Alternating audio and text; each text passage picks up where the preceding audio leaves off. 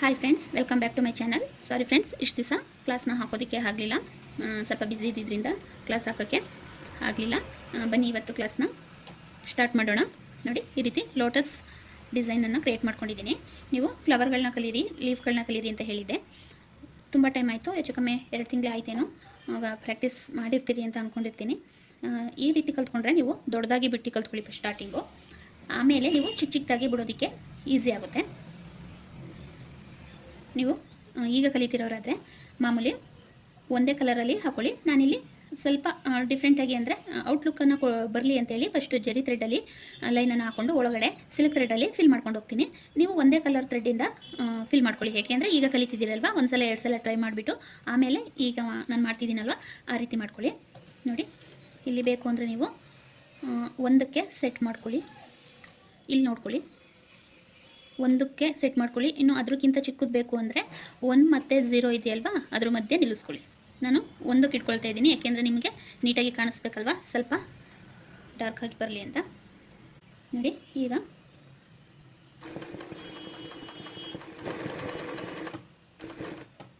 ಈ ರೀತಿ thread, white thread ಬರ್ತಾ ಇದ್ದರೆ ಸ್ವಲ್ಪ ಟೈಟ್ ಇರುತ್ತೆ, ಲೂಸ್ ಮಾಡ್ಕೋಬೇಕು.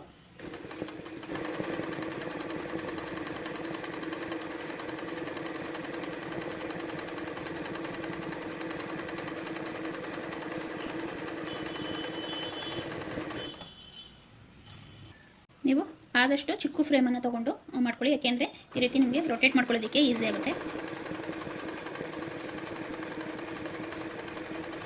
ನನ್ನ ಕೈಯನ್ನೇ ಅಬ್ಸರ್ವ್ ಮಾಡಿ, ಯಾವ ರೀತಿ ನೋಡಿ, ಹೀಗೆ ಸ್ವಲ್ಪ ಸ್ವಲ್ಪ ಹಾಗೆ ಟರ್ನ್ ಮಾಡ್ಕೊಳ್ತಾ ಬನ್ನಿ.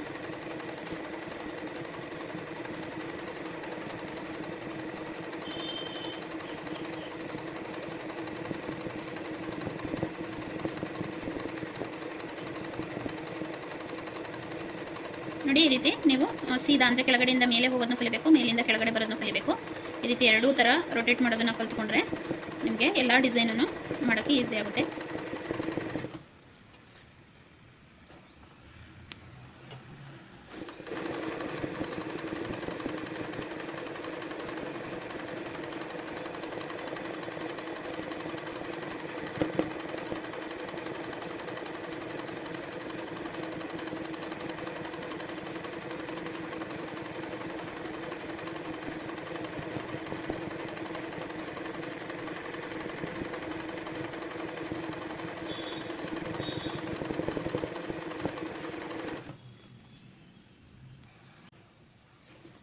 ನಿಮಗೆ ಹೇಗೆ ಕಂಫರ್ಟಬಲ್ ಆಗುತ್ತೆ ಆ ರೀತಿ ಟರ್ನ್ ಮಾಡಿಕೊಂಡು ಮಾಡ್ಕೊಳ್ಳಿ.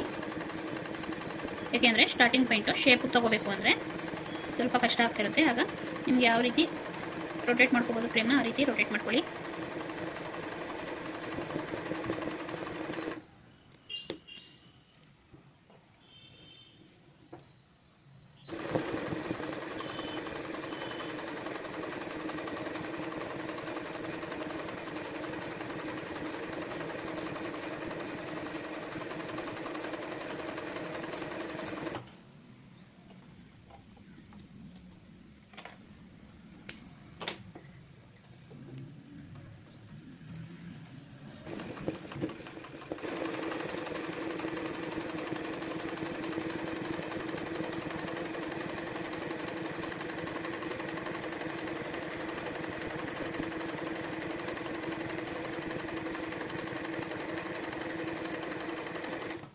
ಈ ಮೂಲೆಕರು ಶೇಪ್ ಇದೆಯಲ್ಲ, ಇದನ್ನು ತೆಗೆಯೋದು ಇಂಪಾರ್ಟೆಂಟ್ ಆಗಿರುತ್ತೆ.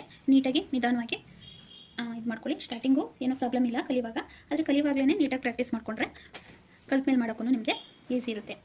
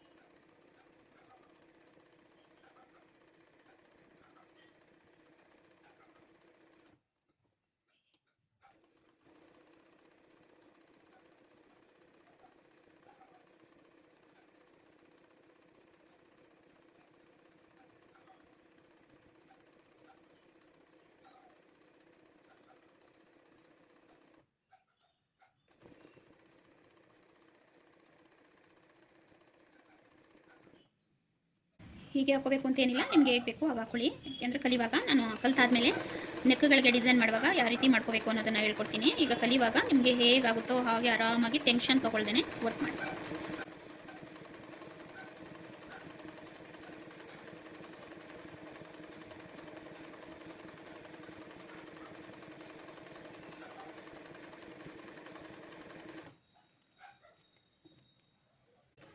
ನೋಡಿ ಈ ರೀತಿ ಜರಿ ಥ್ರೆಡ್ಡಲ್ಲಿ ಹಾಕೊಂಡಿದ್ದೀನಿ. ಈಗ ಒಳಗಡೆ ಸಿಲ್ಕ್ ಥ್ರೆಡ್ಡಲ್ಲಿ ಫಿಲ್ ಮಾಡ್ಕೊಳ್ಳೋಣ. ನೋಡಿ ಈ ರೀತಿ ತೊಗೊಂಡಿರ್ತೀವಲ್ವ, ಇದನ್ನೇನು ಇದು ಮಾಡಬೇಡಿ, ಆರಾಮಾಗಿ ಈ ರೀತಿ ಪಕ್ಕದಲ್ಲೇ ಕಟ್ ಮಾಡಿಕೊಂಡ್ರೆ ಫಿನಿಶಿಂಗ್ ಅನ್ನೋದು ನೀಟಾಗಿ ಬರುತ್ತೆ. ನೋಡಿ ಈ ರೀತಿ ಎಕ್ಸ್ಟ್ರಾ ಥ್ರೆಡ್ ಏನೇನಿರುತ್ತೆ ಅದನ್ನೆಲ್ಲ ನೀಟಾಗಿ ರಿಮೂವ್ ಮಾಡ್ಕೊಳ್ಳಿ. ನೋಡಿ ಈ ರೀತಿ ಬಂದಿದೆ. ನೋಡಿ ಸಿಲ್ಕ್ ಥ್ರೆಡ್ಡನ್ನು ಹಾಕೊಂಡಿದ್ದೀನಿ. ಈಗ ನೀವು ಯಾವ ರೀತಿ ಬೇಕಾದ್ರೆ ಫಿಲ್ ಮಾಡ್ಬೋದು. ಫಿಲ್ ಮಾಡೋದನ್ನು ನಾನು ಫ್ಲವರ್ ಡಿಸೈನ್ ತೋರಿಸಿದ್ದೀನಿ ಓದ್ ಕ್ಲಾಸಲ್ಲೆಲ್ಲ, ಆಗ ಹೇಳ್ಕೊಟ್ಟಿದ್ದೀನಿ ಯಾವ್ಯಾವ ರೀತಿ ಫಿಲ್ ಮಾಡ್ಬೋದು ಅಂತ. ಅದನ್ನು ನೋಡಿಕೊಂಡು ಬೇಕಾದ್ರೆ ಫಿಲ್ ಮಾಡಿ. ನೀವು ಸ್ಟ್ರೈಟ್ ಈ ಡೈರೆಕ್ಷನಲ್ಲಾದ್ರೂ ಮಾಡ್ಬೋದು, ಈ ರೀತಿ ಮಾಡ್ಬೋದು, ಇಲ್ಲ ಶೇಪ್ ಹೇಗೆ ಬಂದಿದೆ ಹಾಗೆ ಹೋಗಿ ಈ ರೀತಿನಾದ್ರು ಮಾಡ್ಬೋದು. ಫಿಲ್ ಮಾಡೋದು ವೆರೈಟಿ ಆಗಿದೆ, ಯಾವ ರೀತಿ ಬೇಕಾದರೂ ಮಾಡ್ಬೋದು. ನಿಮಗೆ ಹೇಗೆ ಅನುಕೂಲ ಆಗುತ್ತೆ ಹಾಗೆ ಮಾಡ್ಕೊಳ್ಳಿ.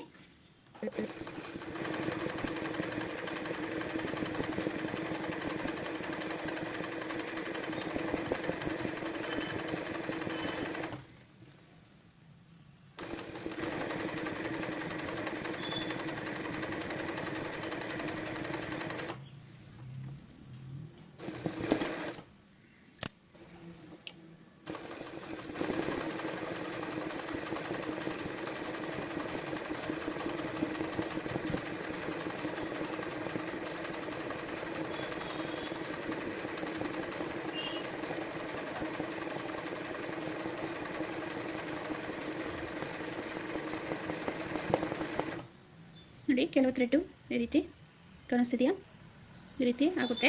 ಅದು ಥ್ರೆಡ್ ಪ್ರಾಬ್ಲಮ್ ಇರುತ್ತೆ, ಈ ರೀತಿ ಬರುತ್ತೆ.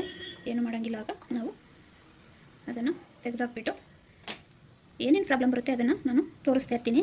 ಲಾಂಗ್ ಆಗುತ್ತೆ ಅಂತ ಬೇಜಾರು ಮಾಡ್ಕೋಬೇಡಿ, ಏಕೆಂದರೆ ಕಟ್ ಮಾಡಿಬಿಟ್ಟು ಎಡಿಟ್ ಮಾಡುವಾಗ ತೋರಿಸ್ಬೋದು. ಆದರೆ ಈ ರೀತಿ ಪ್ರಾಬ್ಲಮ್ ಎಲ್ಲರಿಗೂ ಇರುತ್ತೆ ಅನ್ನೋದು ನಿಮಗೆ ಕಲಿಯೋರಿಗೆ ಗೊತ್ತಾದರೆ ಚೆನ್ನಾಗಿರುತ್ತೆ. ಏಕೆಂದರೆ ಅವ್ರು ಮಾಡುವಾಗ ನೋಡಿ ಎಷ್ಟು ಚೆನ್ನಾಗಿ ಬರ್ತಿದೆ, ನಾವು ಮಾಡುವಾಗ ಮಾತ್ರ ಪ್ರಾಬ್ಲಮ್ ಅನಿಸುತ್ತೆ. ಅದಕ್ಕೋಸ್ಕರ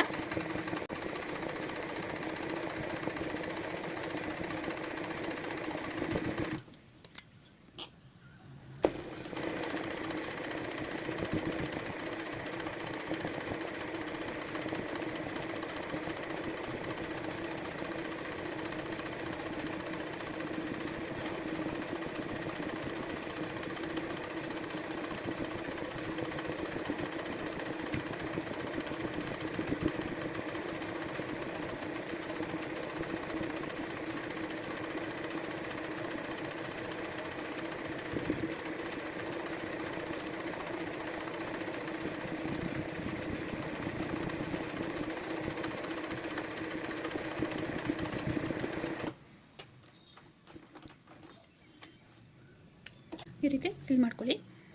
ಈಗ ಪೂರ್ತಿ ಇಲ್ಲೆಲ್ಲ ಫಿಲ್ ಮಾಡ್ಕೋಬೋದು. ಬೇಕಂದರೆ ನೀವು ಕೆಳಗಡೆ ಲೀಫಿಗೆ ಗ್ರೀನನ್ನು ಸಹ ಹಾಕೋಬೋದು. ನಾನಿಲ್ಲಿ ನಿಮಗೆ ತೋರಿಸ್ಕೊಡ್ತಿರೋದ್ರಿಂದ ಒಂದರಲ್ಲೇ ಹಾಕ್ಕೊಡ್ತೀನಿ, ನೀವು ಯಾವ ರೀತಿ ಬೇಕಾದ್ರೂ ಫಿಲ್ ಮಾಡ್ಕೊಳ್ಳಿ. ಸ್ಯಾರಿ ಬ್ಲೌಸ್ ವರ್ಕ್ ಮಾಡುವಾಗ ಅದ್ರ ಕಾಂಟ್ರಾಸ್ಟ್ ಕಲರ್ ಏನಿರುತ್ತೆ ಆ ರೀತಿ ಫಿಲ್ ಮಾಡ್ಕೋಬೋದು. ನೋಡಿ ಥ್ರೆಡ್ ಪ್ರಾಬ್ಲಮ್ ಇದ್ದಾಗ ಈ ರೀತಿ ಆಗ್ತಾ ಇರುತ್ತೆ, ವೈಟ್ ಮೇಲೆ ಬರೋದು ಎಲ್ಲ. ಸ್ವಲ್ಪ ನಾವು ಇಲ್ಲಿ ಅಡ್ಜಸ್ಟ್ ಮಾಡಿಕೊಂಡ್ರೆ ಸ್ವಲ್ಪ ಲೂಸ್ ಮಾಡ್ಕೊಳ್ಳಿ, ಆ ಥರ ವೈಟು ಬರ್ತಿದ್ದಾಗ.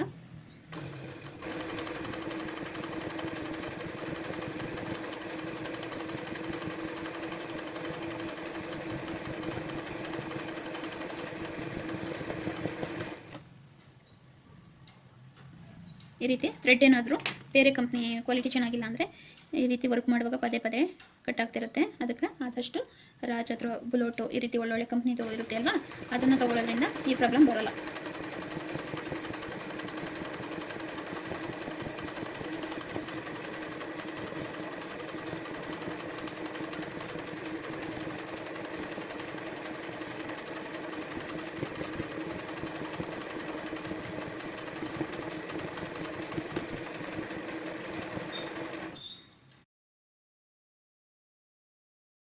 ಕರೆಕ್ಟಾಗಿ ಕಾಣಿಸ್ತಿದೆಯೋ ಇಲ್ವೋ ಗೊತ್ತಾಗ್ತಾ ಇಲ್ಲ.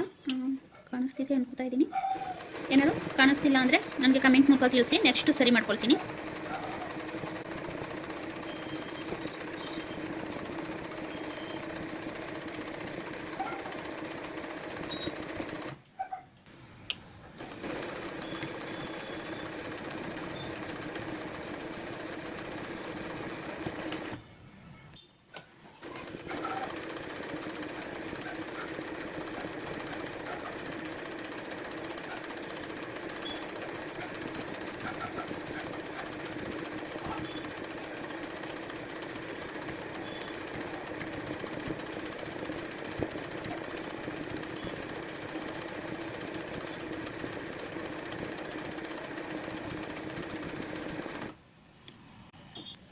ನೋಡಿ ಇದೇ ರೀತಿ ಪೂರ್ತಿ ಎಲ್ಲ ಏನು ಲೀಫ್ಗಳಿದೆ ಇಲ್ಲಿ ಎಲ್ಲದಕ್ಕೂ ಹಾಕೊಂಡ್ರೆ ಚೆನ್ನಾಗಿರುತ್ತೆ. ಇಲ್ಲಿ ಬೇಕು ಅಂದರೆ ಗ್ರೀನ್ ಹಾಕೊಂಡ್ರೂ ಚೆನ್ನಾಗಿರುತ್ತೆ. ನಾವು ಈಗ ಪೂರ್ತಿ ಫಿಲ್ ಮಾಡ್ಕೊಂಡು ನಿಮಗೆ ತೋರಿಸ್ತೀನಿ, ಯಾಕೆಂದರೆ ವಿಡಿಯೋ ಲೆಂತ್ ಆಗುತ್ತೆ. ನೋಡಿ ಫ್ರೆಂಡ್ಸ್, ಈ ರೀತಿ ಫಿಲ್ ಮಾಡ್ಕೊಂಡಿದ್ದೀನಿ. ನೀವಿಲ್ಲಿ ನಾನು ಜರಿ ಥ್ರೆಡ್ಡಿಂದ ಏನು ಫಿಲ್ ಮಾಡ್ಕೊಂಡಿದ್ದೀನಿ ಆ ರೀತಿ ಮಾಡ್ದೇನೆ ಬರೀ ಇಲ್ಲಿ ಬಾಲ್ ಚೈನ್ ಬರುತ್ತೆ ಅಲ್ವಾ, ಬಾಲ್ ಚೈನನ್ನು ಸಹ ಅಟ್ಯಾಚ್ ಮಾಡ್ಕೊಂಡ್ರೆ ಗ್ರ್ಯಾಂಡ್ ಲುಕ್ ಆಗಿ ಕಾಣುತ್ತೆ. ಅದು ಬೇಡ ಅಂದರೆ ಈ ರೀತಿ ಜರಿಲೂ ಹಾಕೋಬೋದು. ಜರಿನೂ ಬೇಡ ಅಂದರೆ ಮಾಮೂಲಿ ಒಂದೇ ಥ್ರೆಡ್ಡಲ್ಲಿ ಹಾಕ್ಬೋದು, ಅದನ್ನು ಚೆನ್ನಾಗಿ ಬರುತ್ತೆ. ಆದರೆ ಜರಿಲಿ ಔಟ್ಲೈನ್ ಕೊಟ್ಟರೆ ಗ್ರ್ಯಾಂಡಾಗಿ ಕಾಣುತ್ತೆ.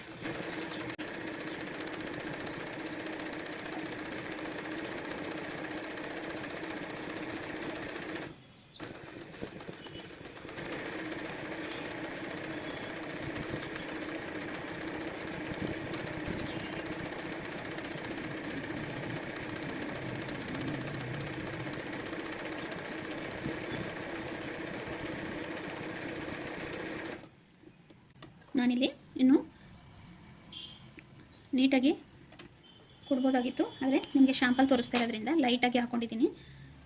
ಇನ್ನೂ ಸ್ವಲ್ಪ ಡಾರ್ಕಾಗಿ ಜರಿ ಥ್ರೆಡ್ಡಲ್ಲಿ ಕೊಟ್ಕೊಂಡ್ರೆ ಇನ್ನೂ ಚೆನ್ನಾಗಿ ಕಾಣುತ್ತೆ. ನೋಡಿ ಈ ರೀತಿ ಮಾಡಿಕೊಂಡ್ರೆ ನೀವು ಬ್ಲೌಸ್ಗಳಿಗೆ ಈ ಸ್ಲೀವ್ಗಳಿಗೆ ಇಲ್ಲಿ ಕೊಡ್ಬೋದು, ಮತ್ತು ಬ್ಯಾಕಲ್ಲಿ ಸೆಂಟರಿಗೆ ಒಂದು ಕೊಡ್ಕೋಬೋದು, ತುಂಬ ಚೆನ್ನಾಗಿ ಕಾಣುತ್ತೆ.